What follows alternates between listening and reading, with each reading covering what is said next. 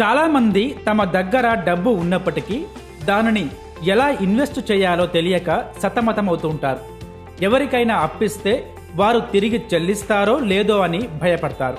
అయితే అలాంటి వారు మ్యూచువల్ ఫండ్స్లో నిర్భయంగా పెట్టుబడులు పెట్టవచ్చు.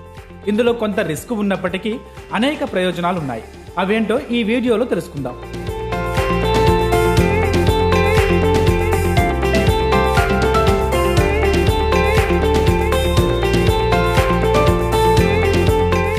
మ్యూచువల్ ఫండ్ల రాబడులు స్టాక్ మార్కెట్ పనితీరుపై ఆధారపడి ఉంటాయి. ఇందులో కొద్దిపాటి రిస్క్ ఉన్నప్పటికీ దీర్ఘకాలంలో మంచి లాభాలను పొందవచ్చు. ఈ మ్యూచువల్ ఫండ్లను అనుభవజ్ఞులైన ఫండ్ మేనేజర్ నిర్వహిస్తారు. స్టాక్ మార్కెట్లను ఎప్పటికప్పుడు గమనిస్తూ పెట్టుబడులపై వీలైనంత ఎక్కువ రాబడి సాధించేందుకు సరైన షేర్లను కొనుగోలు చేయడం, విక్రయించడం వంటివి చేస్తుంటారు. మన దగ్గర ఎక్కువ డబ్బు ఉంటే లంసం పద్ధతిలో ఒకేసారి పెట్టుబడి పెట్టవచ్చు. లేదంటే నెలకు 500 రూపాయలతో సిప్ విధానాన్ని కూడా ఎంపిక చేసుకోవచ్చు. సిప్లో నెల, త్రైమాసికం ఇలా కాల వ్యవధిని ఎంచుకోవాల్సి ఉంటుంది.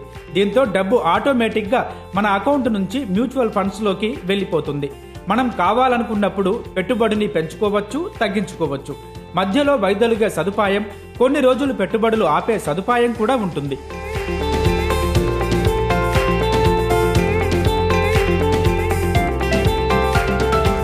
మ్యూచువల్ ఫండ్స్ పెట్టుబడులకే కాకుండా ఉపసంహరణకు కూడా ఎంతో అనుకూలంగా ఉంటుంది. ఏ సమయంలో అయినా మన యూనిట్లను రిడీమ్ చేసుకోవచ్చు. 2-3 రోజుల్లో ఆ డబ్బు మన ఖాతాలో జమ అవుతుంది. ఆన్లైన్ ద్వారా మనం సౌకర్యవంతంగా పెట్టుబడి పెట్టవచ్చు. లేదంటే ఏజెంట్లు, బ్యాంకుల ద్వారా కూడా మదుపు చేయవచ్చు.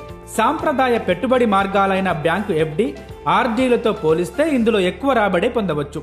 గత 10-15 ఏళ్ల చరిత్రను గమనించినట్లయితే 10 నుంచి 14% వరకు సగటు వార్షిక రాబడిని ఇవి అందించగలిగాయి.